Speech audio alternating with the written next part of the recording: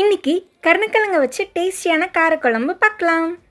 கிழங்கு வாஷ் பண்ணிவிட்டு உப்பு புளி மஞ்சத்தூள் போட்டு 2 விசில் விட்டு தோல் உரித்து இந்த மாதிரி ஸ்லைஸாக எடுத்துக்கலாம்.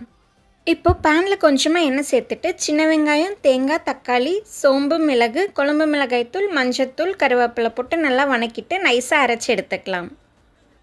இப்போ ஒரு பேனில் எண்ணெய் சேர்த்திட்டு கடுகு, வெந்தயம், தாளிப்புக்கு பெரிய வெங்காயம் பொடியாக நறுக்குனது, பூண்டு, கருவேப்பிலை போட்டு நல்லா வணக்கிக்கலாம்.